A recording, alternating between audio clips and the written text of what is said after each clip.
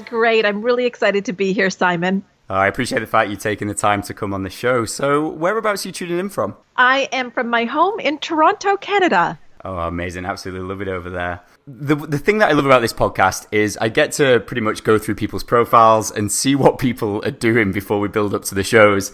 And I'm not going to lie, I saw you were with Bob Proctor was it the other weekend or something along the lines of that? So what were you doing over there? Well, the great thing is that Bob actually lives pretty close to me. So it's lovely. And he does his trainings. He does some work in Toronto a couple of times a year. So I'm usually with him a couple of times a year. And what we were doing, it's really just studying and learning more and training with him because I facilitate one of the programs that he created called Thinking into Results. Amazing. With regards to that then, I noticed recently that you put something up which was on about like, how do we know what we actually want? I think this kind of falls in line, and I think it could be something that's quite powerful with our listeners as well.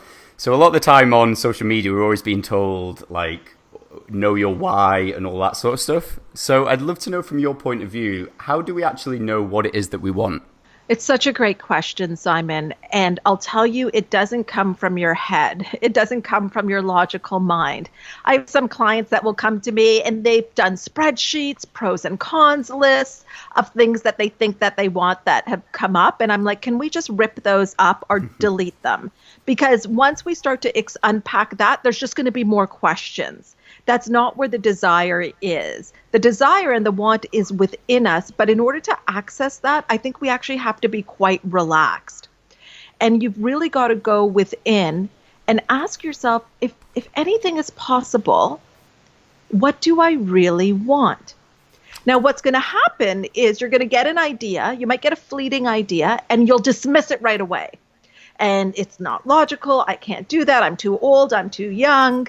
My time has passed, or not now. When the kids grow up, we'll have all of these reasons why. And it's so fleeting, those wants, and then we will dismiss them.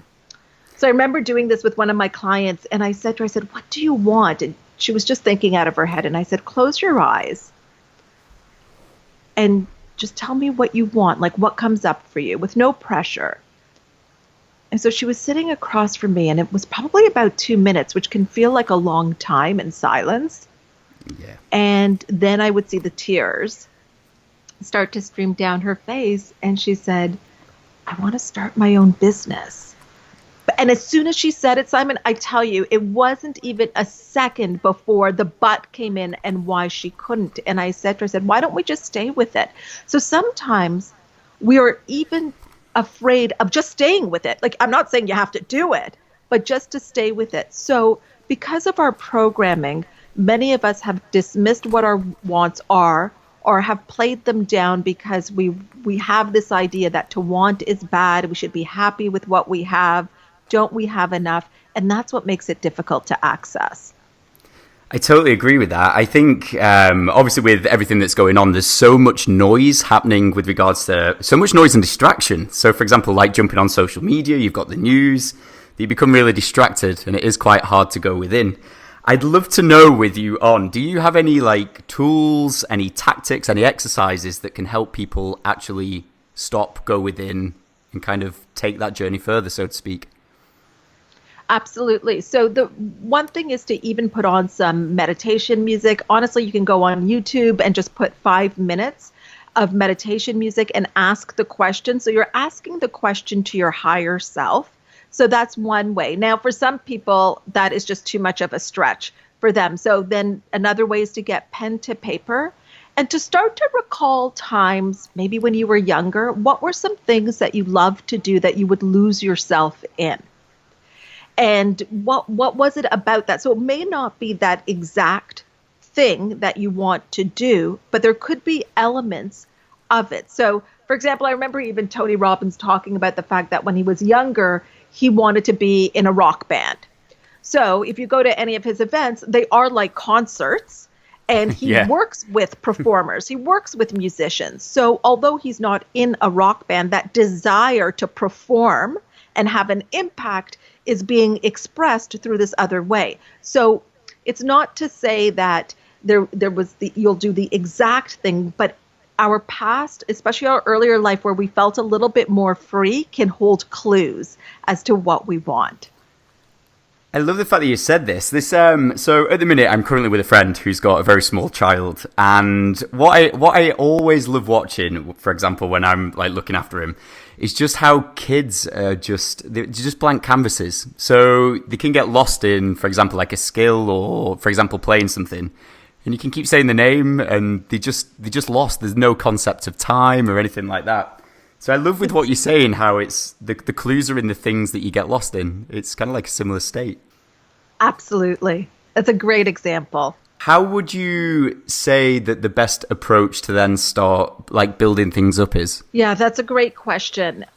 Because to be honest, I think one of the things that's very difficult is to allow yourself to want what you want. So many times we always say it's the start that stops most people. So if somebody thinks of something that they want, then they go, but how? I can't do it. I don't have the money. I don't have the resources. And then they stop. And I always say that how is a dream killer because they get fixated on the how. So what I would love people to understand is that the how is none of your business.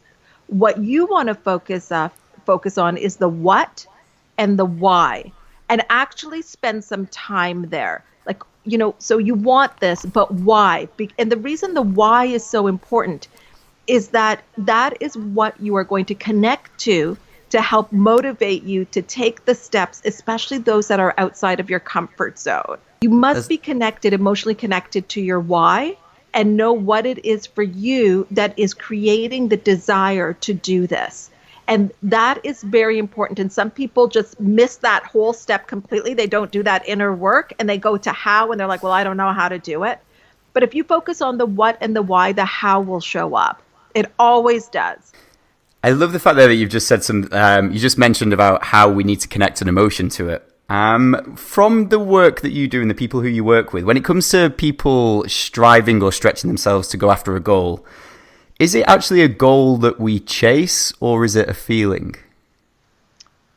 Yeah, that's a great question. So when I'm working with people, I actually tell them we're not moving towards the goal, we're working from the goal.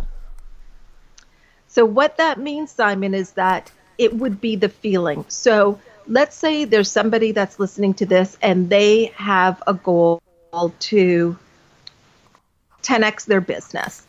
And they've really got a goal to do that because that revenue will allow them to do certain things that they want to do. What we would want to do is get into the feeling of that, get into the end of that, how that would feel once it's accomplished. And then what we want to do is actually work from that feeling. So we don't want to, so what that means is you think, okay, so if I had that goal, how would I be showing up? What would I be doing? What would my calendar look like? And we get into the feeling of it as well. And then we start to move from the place of the goal already done, because creation is already finished. Your goal that you desire already exists right now. You have to line up to it. How you line up to it is through feeling. So with that then, would you say maybe when it comes down to kind of getting in line with it, is it a case of doing more things through the day that give that feeling that will move you close to it? Am I correct in saying that? Yeah, 100%. Simon, you know what you could even do? Like that person that maybe wants to like increase their revenue, they could even think like, what would that person be wearing? How would they show up? What is it that they can connect to emotionally to get into the feeling of it? But many times we feel like we can't do certain things or be in a certain place until we have the goal. But it doesn't work that way. We have to be it. So first we be it, and then we do it, and then we have it. So it's be, do, have. Do, have. That's amazing, because the majority of the time people have got it the wrong way around, haven't they? They totally have it the wrong way around. And they're also then it can feel so frustrating because you're chasing this feeling that you're going to get once you get it. But one of the things people will say to me is, Hina, I just want to be happy. That's my goal. And I'm like, that is not a goal. Happiness is a state. You want to be happy now. Don't wait for something to happen before you can be happy. And if that is how you are living your life, you're letting external circumstances control you. There was a great quote by Earl Nightingale around his definition of success. And he said, success is the progressive realization of a worthy ideal. The worthy ideal being your goal. So you want to feel successful and great as you're moving towards it, as you're living from it, and not wait until the thing has happened to allow you to feel happy. That's awesome. It's amazing how clear you put it through, but it also at the same time, it makes me realize a lot of the stuff that's currently being put out there is teaching people the wrong way. So it's kind of like throwing people into directions where they're probably going to run up to obstacles, or it's not going to be sustainable. It's true. I mean, according to Forbes magazine, only 7% of people reach their goals. So what is it that has a 93% drop off? And I would say the majority of that is psychology. It's holding the faith when you don't see the evidence of your goal in physical form. And I love what Price Pritchett said. He said, absence of evidence is not evidence of absence. But you have to have a strong mindset to be able to weather that when things start to feel a little sideways and wonky and you're not seeing the result that you want. And, your old kind of your programming is saying, what the heck are you doing? Go back to where you were. At least you had this, and that, and you know what it was like. So weathering that is very challenging. And that's why most people don't reach their goals. Hina, on that note, what I'd love to do is I want to take this a little bit further back, because I feel we can really create something here that can really go out and help people at the core. We keep saying programming, and it's something that keeps coming up on a lot of these shows. I'd love to know from yourself, what actually is that programming? So what's your definition of it? And is the ways that people can become aware of it and then also maybe taking steps to change it? Yeah, absolutely. So when I'm talking about programming, I'm talking about beliefs, habits, and behavior that's in our subconscious mind. So 2 to 4% of our results come from our conscious mind. 96 to 98% come from our subconscious mind. Yet we pay very little attention to doing the work of finding out what is exactly happening in our subconscious mind. So another way to think of it is that the conscious mind is the thinking mind, and the subconscious mind is the feeling part of the mind. Your body will move into the actions that is a reflection of the feelings that you have in the subconscious mind. So what that means is you don't get what you think you want. You get how you feel about what you want. So if you want to grow your business or hit a certain goal and you consciously want that, you're like, yep, I'm going to do this. It could be a health goal.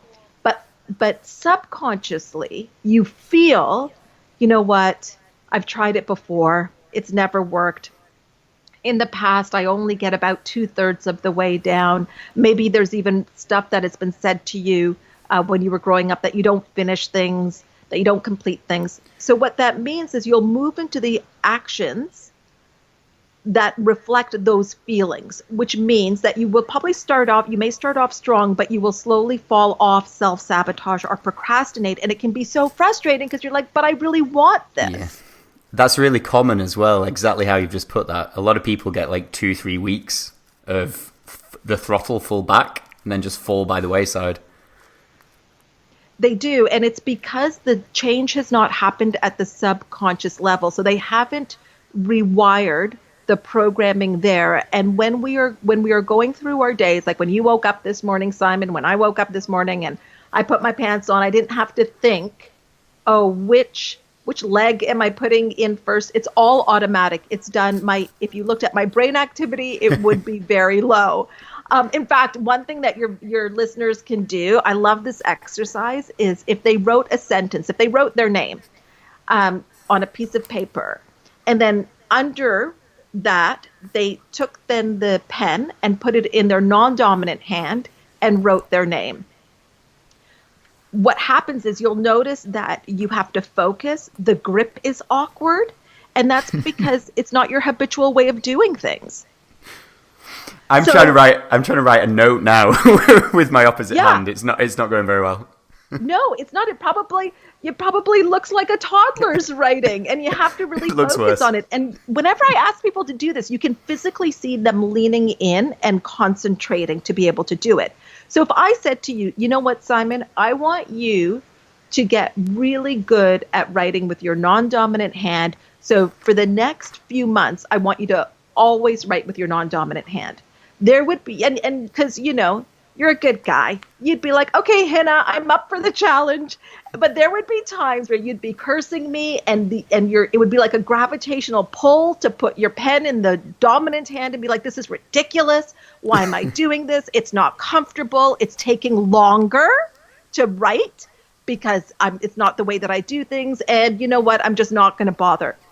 So just imagine that, like when you're going for a goal, it's like that gravitational pull to stay in your comfort zone, to do things the way that you've been doing it. And the problem is, Simon, is that people will use logic to talk them out of things. And then they're going to gather people around them and have coffee with them that are in harmony with that logic and be like, yeah, you don't really need that. Like it's, you know, you're doing fine. So, and that's what they do. So would you say from that then, the majority of the time will shape our environment to meet how we're feeling subconsciously? Am I correct in saying that?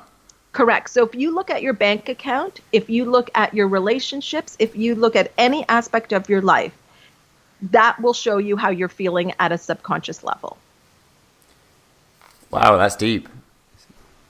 And the results don't lie. So that's why we know that if we want to change something, we've got to change it at the subconscious level. The subconscious, so your results are an expression, exactly what you said, of how you feel. Your friends are an expression of how you feel about yourself. You know, the books that you read, what we do, this is all an expression on how we feel at a subconscious level. Is this how, for example, we keep getting in our own way? Because we're not, say, for example, if you stand on a thorn, the thorn goes in. And obviously when we keep doing things, we're just taking out little bits and not actually taking the full thing out. Is that kind of similar with this? We're not getting to the root of the issue?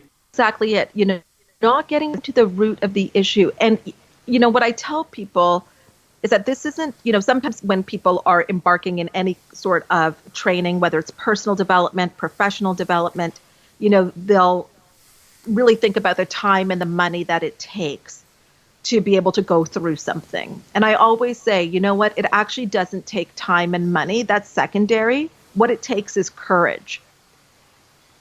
That's really what it comes down to. And the courage to really bet on yourself and say, okay, I'm going to do this, and not with everybody's approval necessarily, not knowing exactly how this is going to turn out, but this is something that I really desire and something that wants to be expressed through me, so I'm going to go for it. That's not easy to do, especially when there's a lot of conformity, of wanting to fit in. It can be a big ask, actually. This is why change is so hard, isn't it? So it's like we take a foot forward into change and then retreat. We do. And the retreat part, that part that's pulling you back, is your programming. And so that is what you are. That is the fight. The fight is in the mind. The battle is in the mind. You know, I love this analogy with boxers, because you hear it when, you know, I guess the mics are hot, they're on, and the boxers will talk smack sometimes to each other because they want to throw somebody off by getting in their mind. So it literally is like the inner voice can be pulling you away from actually what you want. Absolutely. Absolutely. And it can sound really reasonable and really logical. So in that programming, we call it a paradigm. That is where our logic resides. That's where our use of time resides, our ability to earn money. It's all in there. And that is what will keep pulling us back until we override it. But that's why, Simon, you have to be so connected to your why, because honestly, there are days where it's really challenging. But what will get you through it to override the why is, to override the paradigm is your why. So that's why for me, one of my things that I do every day is I write my goal every day. I start my day with the vision of my future, with the vision of what I desire, and I end my day like that. So with this, then the best way is what I'm loving about this as well is I've recently seen it. So, for example, a friend of mine was about to become a dad, and what happened is as soon as he found out the news that obviously he was going to become a dad, he literally just changed. Everything went into business. His why changed, which I presume created a paradigm shift, which then just immediately changed absolutely everything. So it's quite incredible to hear what you're saying actually played out.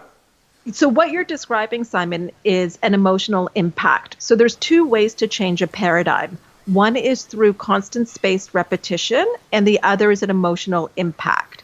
So with your friend finding out that he was going to become a father, that was an emotional impact. So he didn't have to repeat to himself, I'm going to be a father, I need to do this, I need to do that. It kind of landed right in his subconscious and then affected his behavior pretty quickly, it sounds like. Yeah, exactly that. It was immediate. It was immediate. So for example, if I said to you, I want you to become just as proficient in writing with your non-dominant hand, if for some reason you lost use of your dominant hand, it would happen a lot quicker because you would be forced to use your non-dominant hand. But then the other way would be through repetition, but it would take a longer time. Would I be correct in saying this then? Because obviously pain serves as quite a big driver. It's like one of the biggest motivators for us, isn't it? Is this kind of the same thing where we wait for things to get that bad, where it takes something to literally create that emotional impact, that emotional charge before we then go, no, actually, I'm going to take this serious and go full into it? Yes, that's right. That's what happens to many people. But it doesn't have to be that way. But it's usually the way, especially if we look at things like addiction, definitely. When people will talk about their rock bottom moment, which you thought their rock bottom was like many moments before that, but they had another rock bottom and another rock bottom. But it's that kind of final emotional impact that forces them to change, where they don't pick up another drink again or another cigarette again, whatever it is for them. So that is what we see, but it doesn't have to be that way. If we can start to really tune into what it is we want, why we want it, and then make a committed decision. So this is also important. When you make a committed decision, you do what it takes. If you're interested, you do what's convenient. And I see a lot of people that are interested. I'm sure you do too, Simon. Like people that are interested, they're dabbling in a bunch of things, but they haven't made a committed decision to really go for what it is they want. And part of that committed decision is once you decide what your goal is, you have to ask yourself, am I willing and am I able? So am I really willing to do what it takes? Am I able to deal with criticism and being uncomfortable? Am I willing to say yes to this, meaning I will say no to something else? I totally get that. What would you say then is, if we were to break this down into kind of like 3, 4, 5 bullet points, so just to clear this part up. So when it comes down to getting aligned with your why and then building yourself out of it, what would be like the short statements or the short takeaways that people can go away and implement?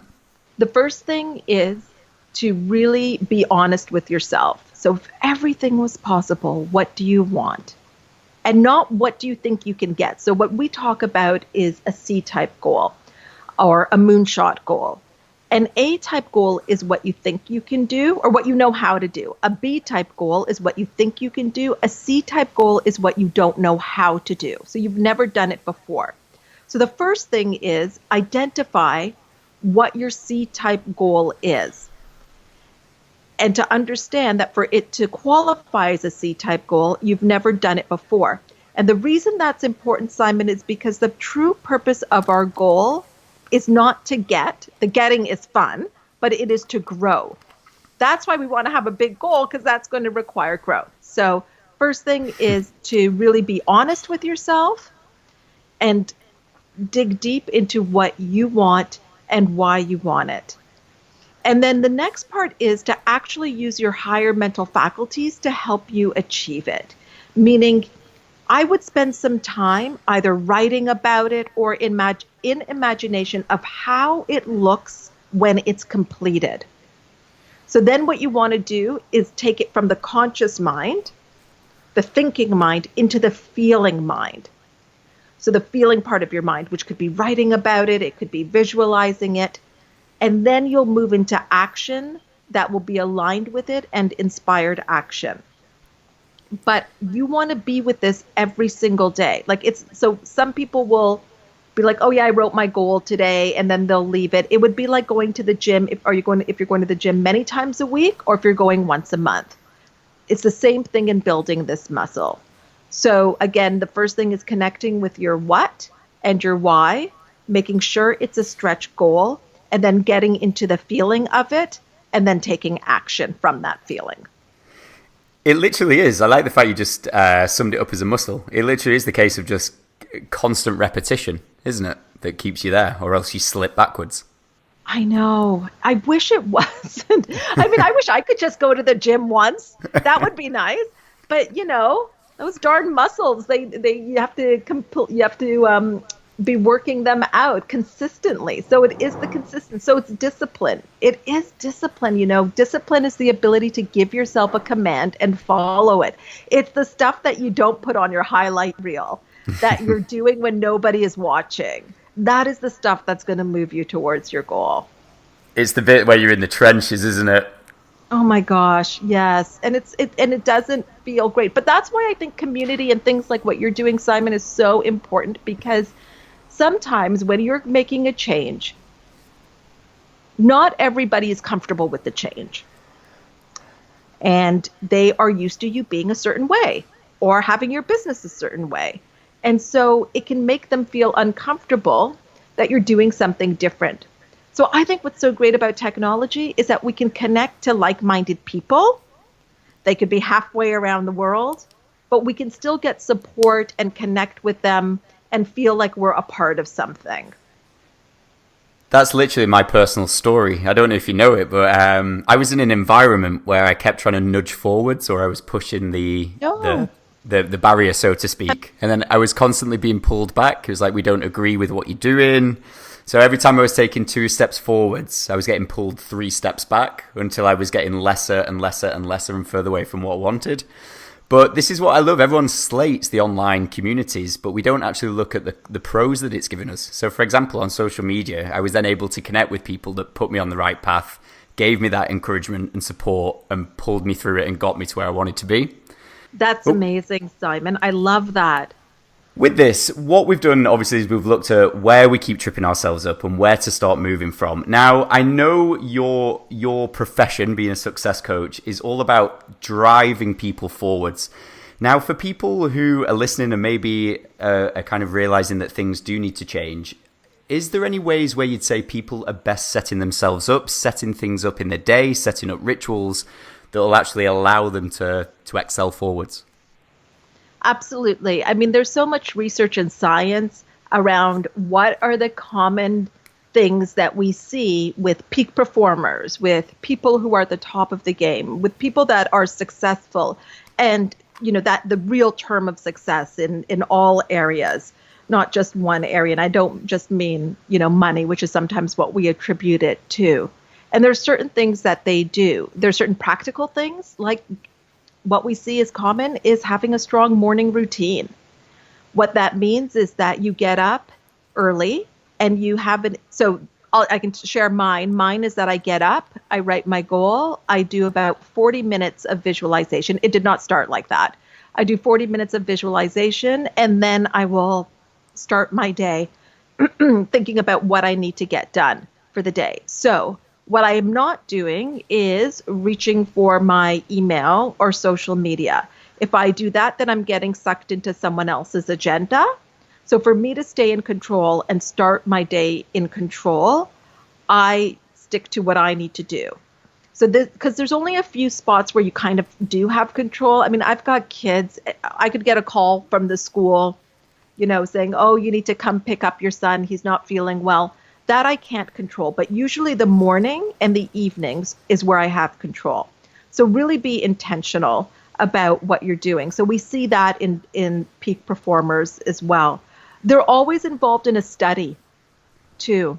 I mean, you talked about Bob, Simon. Bob is 85. He did a talk recently, just this past weekend, where he was on stage for 30 minutes. Oh, not 30 minutes, sorry. He was on stage for 3 hours. And at one point, halfway through, took a 20-minute break. And he Wow. was on and present, and he was amazing. He was amazing.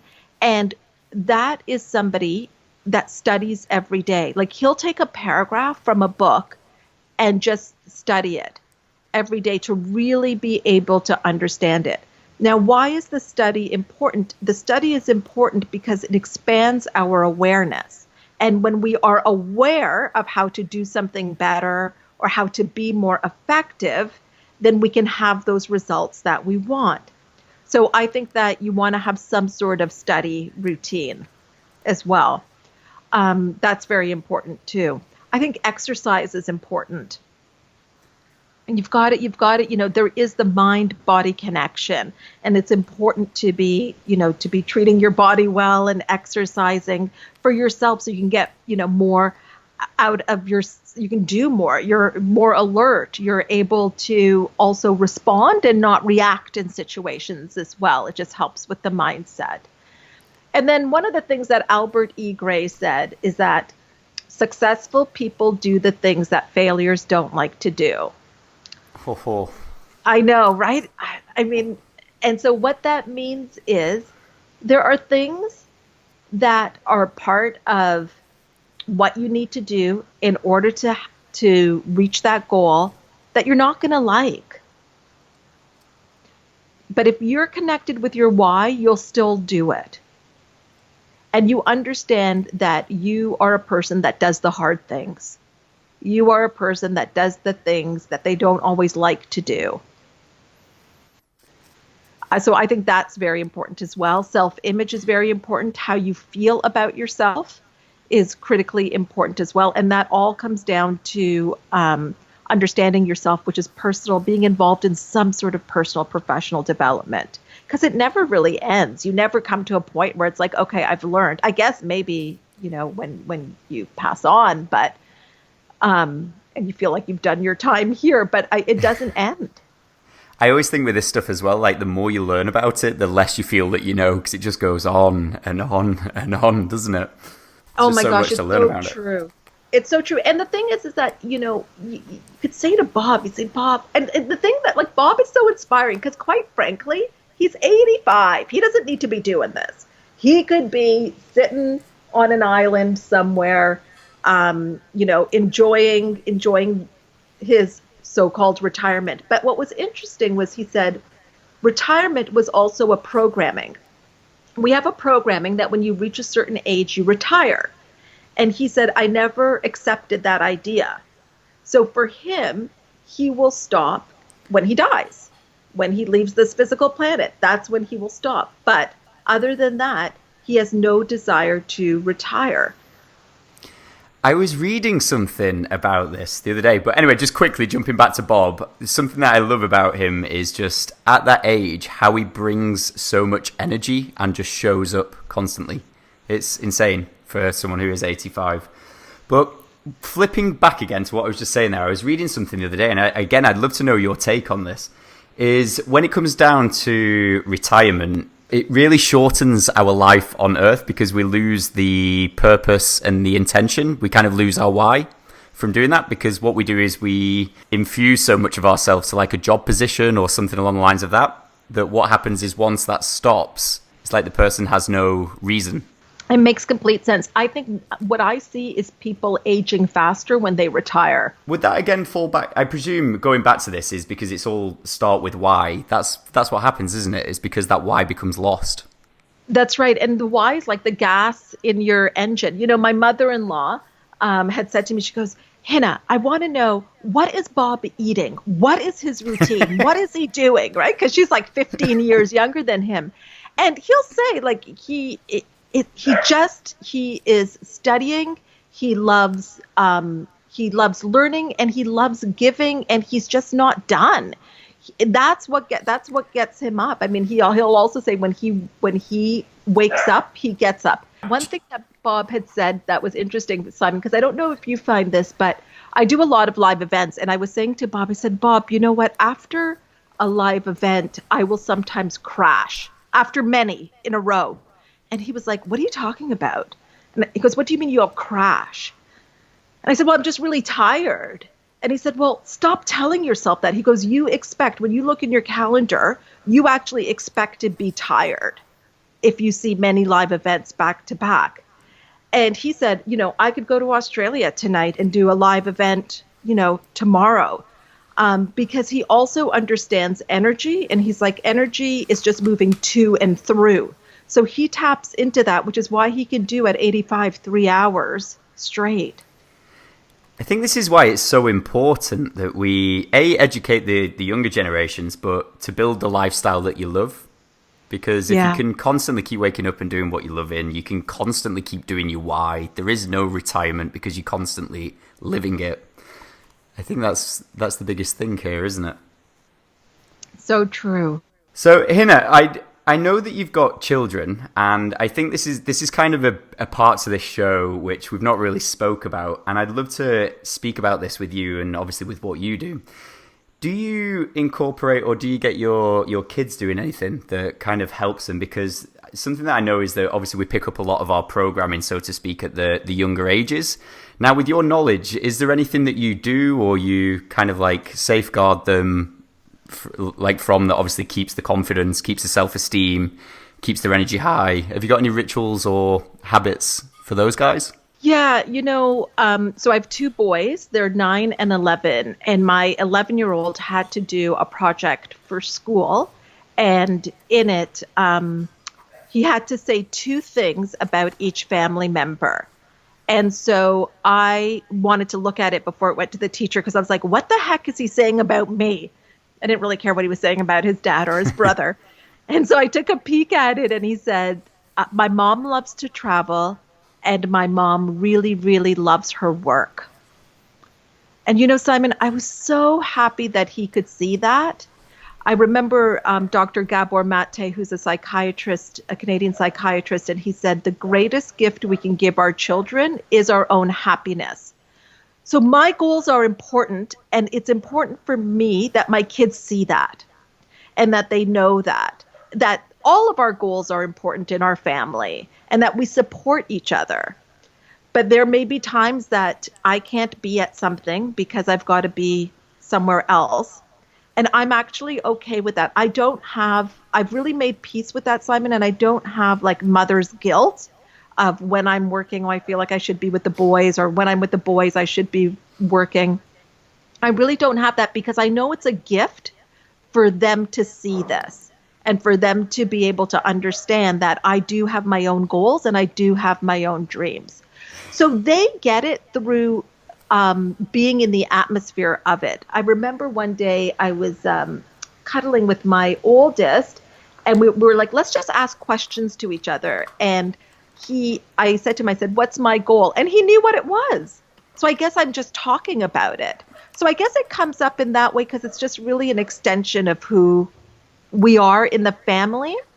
And then what I really learned from this work and from working with Bob is that never let your past dictate what's possible for you, or look at the report card and say that now label people based on that, or look at the sales sheet. Those results are a reflection of past thinking and of where you were in the past. And it's kind of like what was seeded in the past, and that's what was harvested. But it is not an indicator of what is possible. And there's always possibility, and there's always the opportunity to shift things. So, it even changed in the way that I do look at things like report cards. It's like, okay, that's interesting, but we're not, by no means making big decisions or labeling our kids around it. I think that's the biggest thing that I see is a lot of people on the topic what you just spoke about then, they really, really hold themselves back from the past. So I love how you're doing that and you're embedding it from such a young age. It's true, because history puts limitations on us, because we think we can't do something, we can't move forward because it wasn't successful, or we are this person. So a lot of this also comes from the work of Dr. Maxwell Maltz. He wrote Psycho-Cybernetics. I love that book. Oh my gosh, isn't it so good, Simon? It's brilliant. It's one of the first books I read, and I'm so grateful it was. Oh, it's so good. So so I love in Psycho-Cybernetics, and Bob takes a lot from Psycho-Cybernetics when we work on self-image, that, we can change. Like a person's not, like a child is if they're doing poorly in math, for example, it's not because they don't understand it or they can't do better. It's because at times it's because they've accepted the idea that they're a poor math student. So they're not even expecting to be able to get it.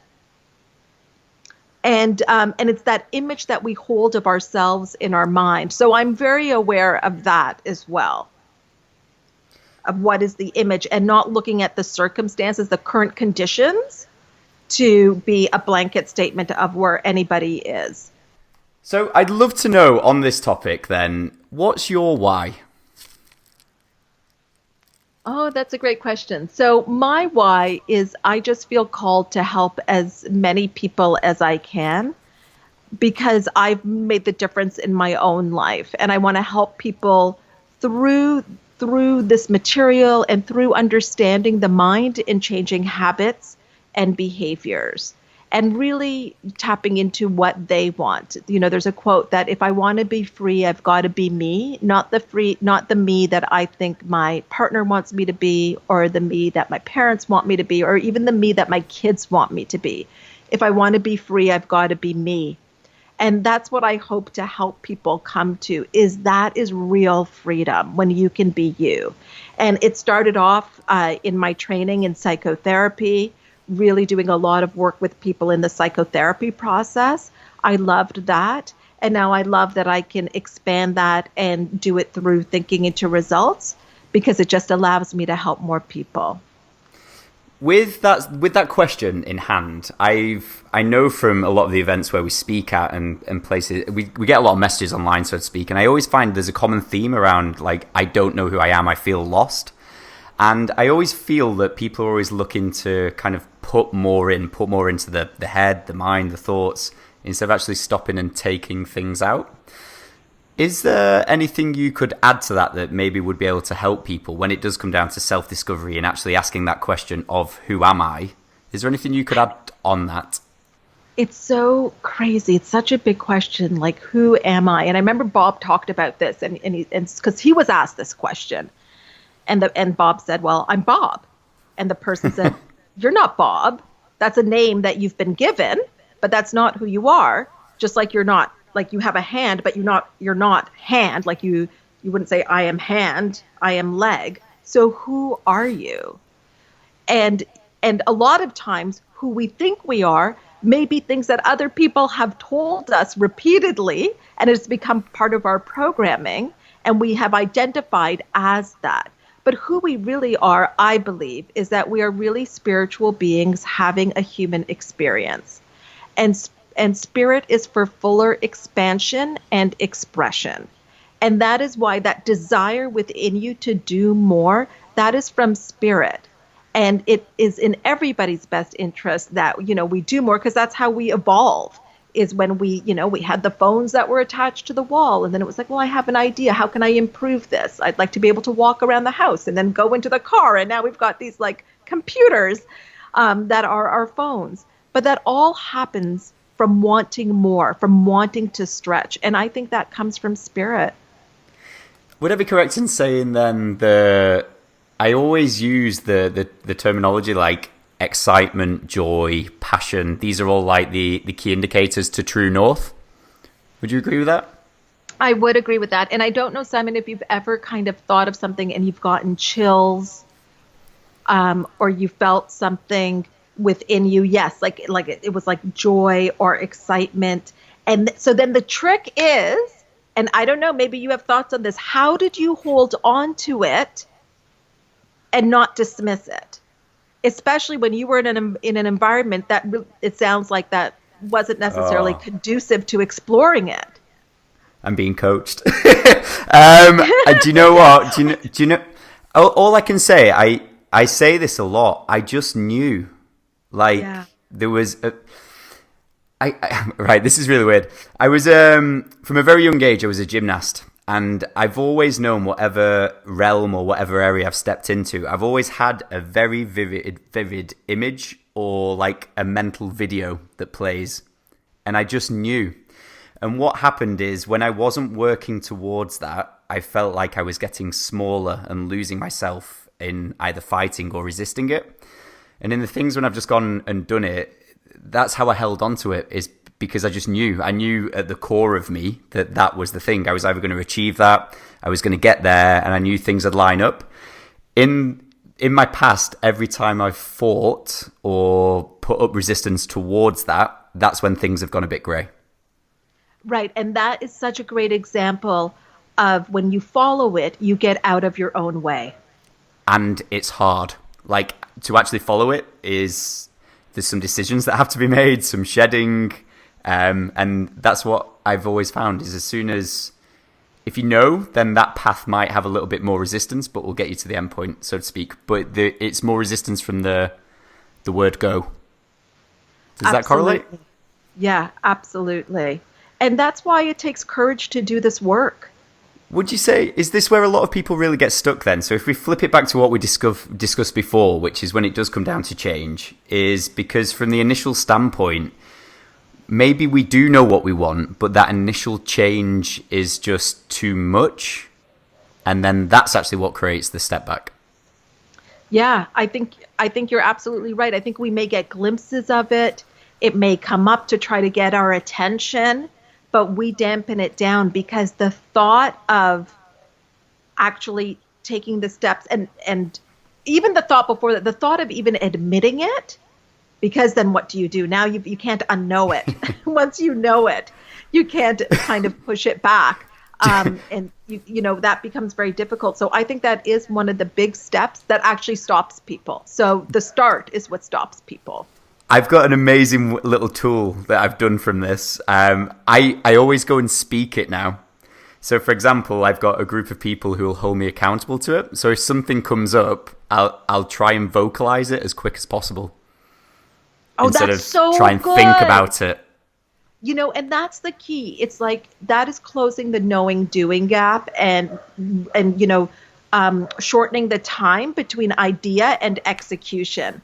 Like just to even say it out loud and put yourself on the hook is so great. So many people won't do that, or they won't make a decision. And we all do that. Just the other day, I was with my mastermind group, and I was saying that I had a thought of doing something in LA because I'll be in LA at the next month, at the end of the month.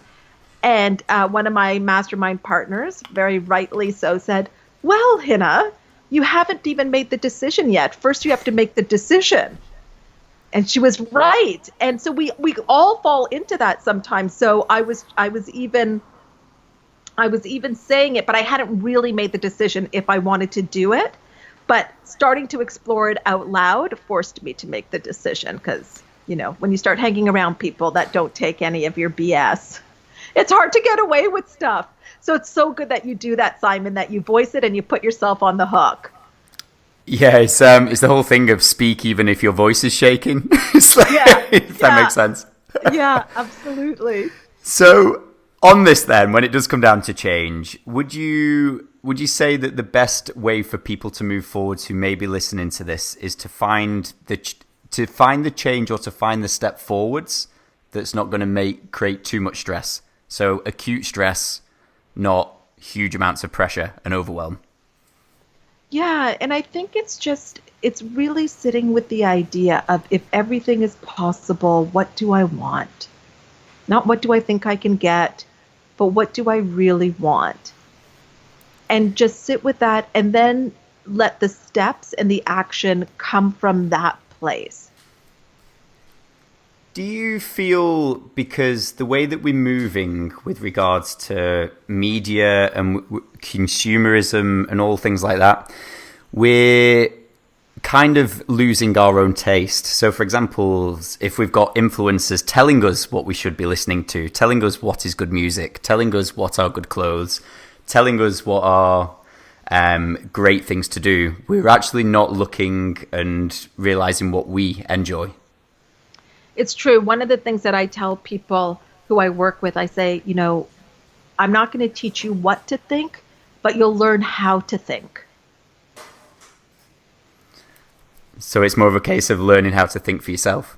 Yeah, how to think and how to cut through the noise and really tap into what it is that you want. A lot of people will tell me, they're like, Hina, I'm thinking all the time. I wake up, I'm thinking. If I have to go to the washroom in the middle of the night, God forbid, because then my mind starts going. And I tell them, I go, that's not thinking. That is mental chatter. And it's probably the same thoughts that you're just having over and over and over again. So we really need to learn how to think. One little thing that I want to touch up with, especially now that I've got you on a call, is when it comes down to the money mindset. So, for example, we have an audience that's very entrepreneurial. And what I'd love to discuss with you here is what are the biggest things or what are the biggest blockages or limitations that really kind of get in the way of people who are maybe going out there and starting their own jobs, careers, following through on their own startup ventures? What are the things that you see really cripple people when it comes down to this? So there's the emotional part of it, and then some practical things. I think on the emotional side, one thing that I love to ask people when it comes to money is, if money was a person in your life, how would you describe that person?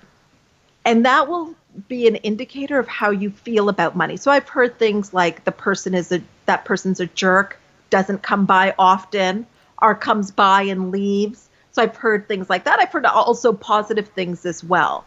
But if we think of it that way, then we think, okay, well, if money in your mind is a jerk, how would you feel about it? Would you want a jerk staying with you?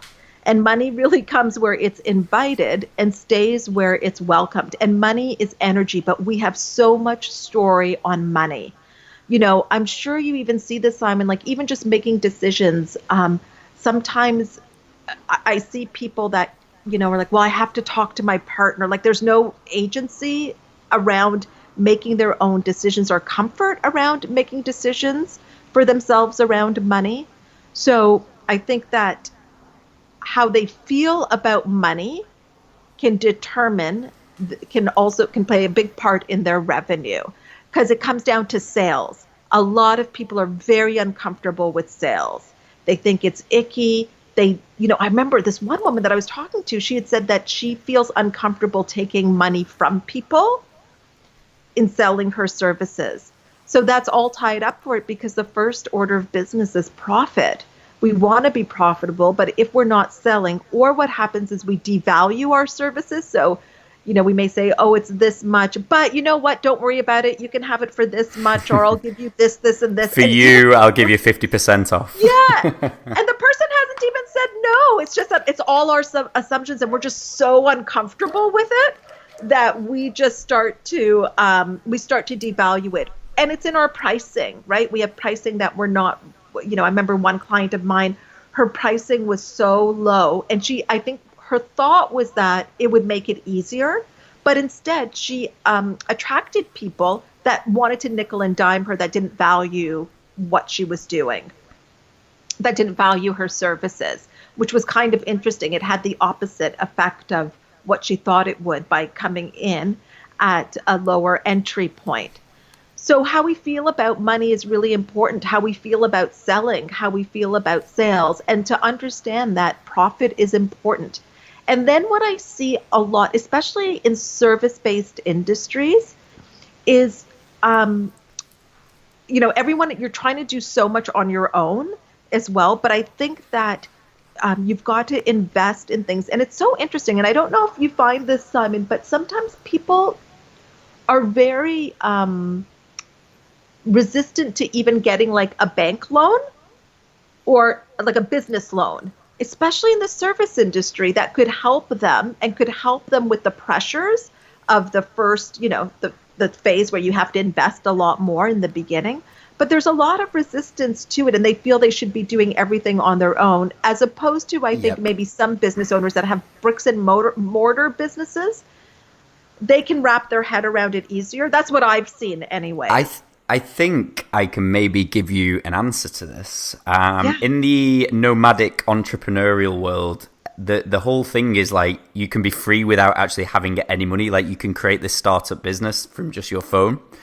Right. And I think that's a lot of what a lot of people kind of get caught into, that they don't need it and that they'll actually just kill themselves in order to get something off the floor. But I think the other aspect of it is, I know in the UK, people don't really talk about money. Like it's kind of like no one really like brings it up, discusses it, or anything along the lines of that. It's quite a shelved topic, so to speak. And then when you were saying about it coming down to loans, I know from friends who have created startup businesses and things along the lines of that, they see it as a weakness. So they feel that the fact that they haven't got the money, like they kind of see it like they're already failing before they've even started. Does that make sense? Really? So that's a paradigm that they have. Yeah. So they see it as a negative that they've got to get a loan in order to do something. So, for example, if they need the capital, a lot of people have a lot of resistance with actually going to do that. That's a huge thing that I see. But Simon, in those situations, will they have resistance going to the bank to get a loan, but they'll max out their credit cards? I think this depends on the person. Will they use their credit? Like, will they try to float the business on their credit cards and? No. So, for example, I think it varies per person and per each different person's personality type, if that makes sense. So I find in the service world, there's quite a lot of ego attached. So what happens is they won't. How can I word this better? They don't want to actually go and do that as the next step. They want to do it all themselves, like stay in control. And I've always found that they just won't even get credit cards or things like that. They'll just stay in the pain of not having that instead of just And that's what I see so chronic. And it's like they're waiting for a permission slip for someone to go, look, it's okay, go and do this because it'll allow you to do this. But I'm very fortunate. I was brought up around money being very spiritual in nature. Does that make sense? So it comes and it flows. Yeah, that makes sense. I think that's unusual. Yeah, and I've always found that a lot of people will put self-worth and stuff like that, and they'll attach it to it. So I think the mindset around money, and this is why I wanted to speak to you about it, I think through different people or different cultures, it changes. And this is what I was trying to say to you before. With that topic of people going out and getting loans and raising it, so to speak, I've always found that people have a blockage. So it's like a rock and a hard place. It's like the belief is telling them no, and they're desperate for it at the same time. So I always find that a lot of people just sit in that shit position and get stuck there until it runs them into the floor. Oh my gosh.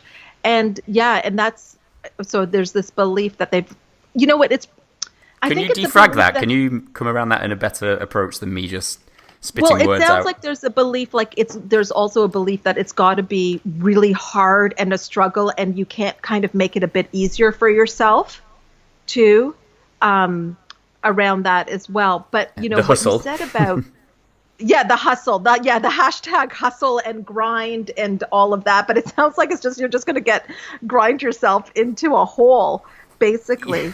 I mean, I think, money is so, like you said, it's so tied to our worth. And one thing your listeners could ask themselves is, I ask this question sometimes and I find it very interesting. So I'll say to people, how much would you like to be making this year? And they'll come up with a number. And then I'll say, knowing what you know about your product or service, how much do you think you should be making this year?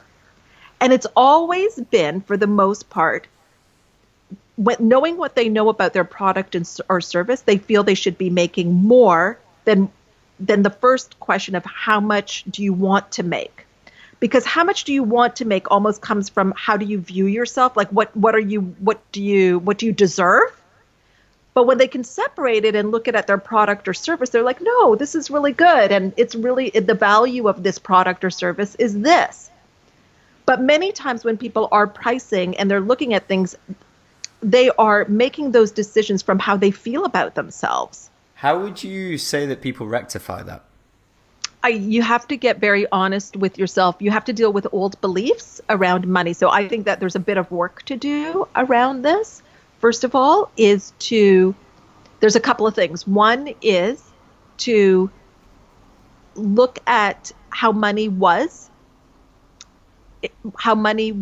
expressed in your home when you were growing up, because that will be an indicator. So for some of my clients, it was not spiritual, it was seen as evil.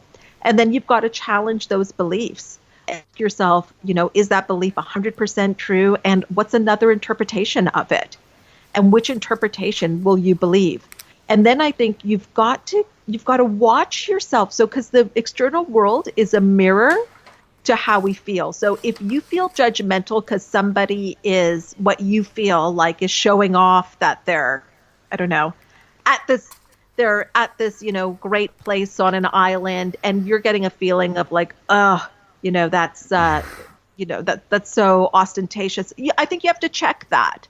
And sometimes it's because we've dismissed our desire that we kind of like that a little bit. But even if it's not your cup of tea, you want to be neutral about it. Like, oh, that's great for them.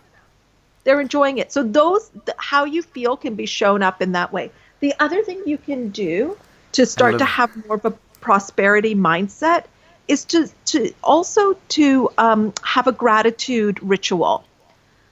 So start your day with some gratitude, because gratitude taps into abundance. A lot of the issues around money is an idea of lack and scarcity. Like if I do well financially, it's taking away from somebody else. So one of the things you can do is start to get into the feeling of abundance by doing gratitude every single day, writing 10 things that you're grateful for. And then definitely having some affirmations around it, and switching up the way that you look at money and feel about money, and understanding that we are really in a beautiful, rich universe. But a part of this is also self-image and the way that you see yourself. So it could also be doing things like making sure that you are appreciating yourself as well, and doing little things for yourself. Like, if you want to, it may sound so silly, but if you want to buy a coffee and you're usually always depriving yourself of, then get a latte. Like, just do it. I'm not saying do it every day, but start to get into the habit of also just seeing money as a tool. So I always say that wealth is a mindset and money is a habit. So it also comes down to, Simon, do you pay your bills on time? Are they like piled up somewhere? Are you sending your invoices on time? I don't know if you see this, Simon, but I know so many entrepreneurs who have a backlog of invoices, who have a backlog of money owed to them because they're so uncomfortable with money. I totally get that. I think what I see from my end is it's the true result, isn't it? It's the true result of whether you're doing well or not, or do you know what I mean? So a lot of the time people bury their heads in the sand with it. They do. It's like, oh, so I'm just not going to look at it.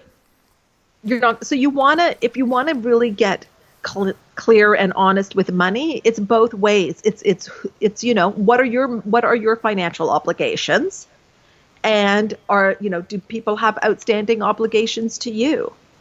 And there's some people. There was a person I was talking to, and I said to her, so if you go out to dinner with her, she will pay. She will automatically pay. And I asked her, what would it be like just to pause when the bill came? And that would make her very uncomfortable. Yet what happens is she starts resenting people because she feels like she's always giving. But she doesn't give people the opportunity to give to her.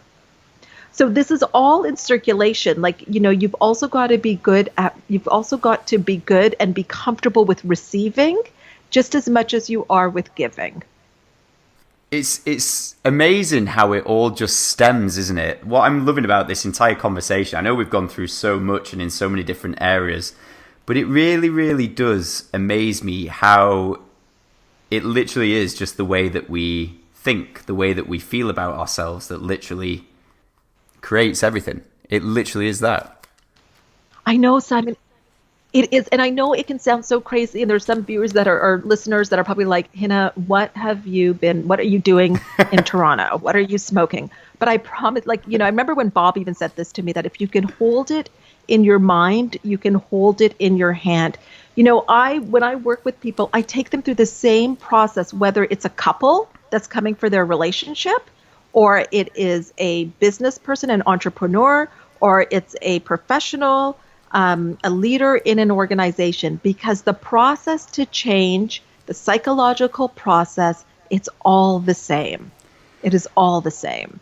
100%. I think as well from the conversations that we have, like we've worked with athletes, business people, the works, and even through this podcast, every single person I know who is executed at a high level has had a vivid, very, very clear, vivid image of what it looks like. And in their head, it's a case of closing the gap. Yeah, yes, exactly. Well said. It generally is.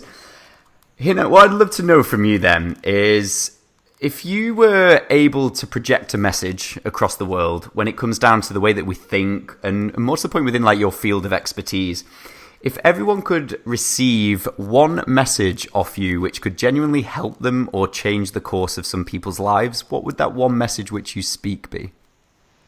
You are worthy. I love that. Yeah, Three powerful words. You are worthy just as you are. You are a miracle, God's highest form of creation, and you are here to, express whatever the desire is within you to be expressed. And you don't have to justify why you want certain things or why you would like to create certain things at all. And to know that there's more than enough for everybody, and that when you start to live in your truth, you give other people unconscious permission to do the same. And even if there's some people that aren't quite sure about what you are doing, you are inspiring them by living your truth and doing what feels right for you. And you are worthy of that. Like you're born deserving, I guess. It's like we feel like, well, I don't really deserve that, but you are. And so those are lies that we tell ourselves, that we don't deserve that, or we are not worthy. And so you want to stop lying to yourself and start to move from the place of spirit, because I can tell you, the time goes by so quickly. And you'll see it, Simon, with the little guy that you're spending some time with, in a blink of an eye, he's going to be a teenager. You will not have aged, Simon. I don't know how that works, because I don't think I have. As my kids have gotten older. It's amazing. But it does. It goes by so fast. And one of the things I'll often say is that, you don't want to tiptoe towards death. You want to skid into your grave sideways saying, holy shit, what a ride. That's my whole philosophy in life. I will go leaving no cards unturned. It's as simple as that in my head. Yeah. So I absolutely love what you just mentioned there about the you are worthy. With this sort of thing, I just want to kind of go back on this. Is I see self-worth is something that so many people have lost or forgotten about or just covered up. Is there any little things or little tips or nuggets you could give that could maybe help people amplify that, regain that, or uncover it? Yeah, I think it's good to even have like an affirmation or a mantra, but you don't want to make it too much of a stretch. So, for example, if somebody does feel that, if they have very low self-esteem, to say, I am great, it'll be falling on deaf ears. They won't really feel it. So it could be something like, I'm doing better than I have in a long time, or I'm moving towards feeling better about myself. Like it can just be these little things, because what we want to do is we want to just challenge the programming that's in the mind right now and replace it with something else. So it's almost, if you think of your computer, when there's a virus like that, some of our programming, it can be like a virus, and it's not, it's just like on a computer, it's just slowing things down. So what we want to do is we want to kind of start downloading new messaging, and we want to slowly push out that old way of thinking. But sometimes if you try to go to the complete opposite, it will actually not feel believable at all and can have the opposite effect. So you just want to start to just like with where you are right now, what could you do? Oh, but here's the big thing, Simon. Some of your viewers our listeners may not like this, but there are things that have happened in our past that we did not do. Could be the environment we grew up in, the family we grew up in. But if we want to change it, that's our responsibility. And you have to take 100% responsibility for your life and your results. And I think when you were asking what are the, common traits of successful people, what do we see? This is one of them. They take 100% responsibility for their results. I always say if it's on your plate, you ordered it. Now, did you order it consciously? No. I mean, there are things that have been on my plate that I've been like, I did not order this. There is no way I would have ordered this. But I co-created it somehow. And I think if you can do that, it moves you into a position of power, because if it's your responsibility that you have low self-esteem, then it is then you have the power to change that if you see it as your responsibility. Otherwise, you'd be waiting for somebody else to change it, or it has to come from an external source in which it would never happen. So this is the way that you can take action. I see that all the time. People disempower themselves. Yeah, I think absolutely. that's the big thing, is realizing that you are in the driving seat. You can change it. This is choice. I know. Step forwards. Yeah, it is. And it can be hard, right? I mean, some people have gone through some stuff, but if you want something different, you got to do something different. And the first thing is to take responsibility.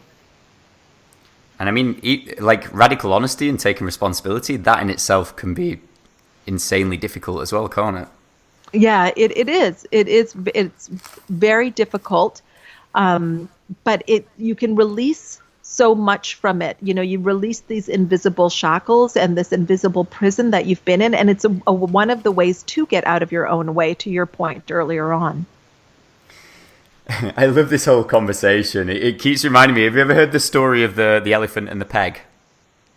No. Oh, no. This is what this entire conversation, from all my notes, what I've done is, it kind of comes back to the same thing. So I'll quickly tell you it. So there's a traveler who was traveling around Asia, and he saw a large, fully grown adult elephant. Sat there, clearly weighing absolute tons, and all it had around its leg was a tiny piece of rope to a string, which was pretty much just held in the floor by a little wooden peg. And the traveler goes up to the keeper, and he says to the keeper, I'm not quite sure what's going on here. Like, this elephant it's huge. It's a full grown adult. Surely it can realize that it can walk forward, snap the rope, and be free. And what happens is the trainer says to the traveler, he says, no, what happens is when it's a baby or when it's a child, and as it's growing up and going through life, it tries and tries and tries to pull against the rope, but it can't break free. It can't break free until eventually it stops and gives up trying. Mm-hmm.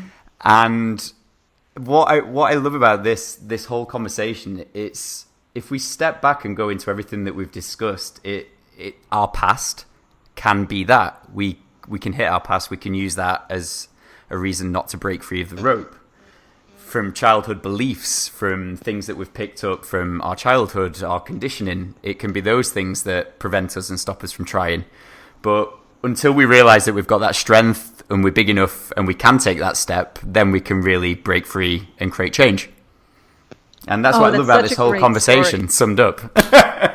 Yeah, that's it. You just summed it all up. That's right. Yeah, and it's up to in that case, it's up to the elephant to start moving, to realize it can break free. Exactly. So I'll let you have that one. You can use that one. Great.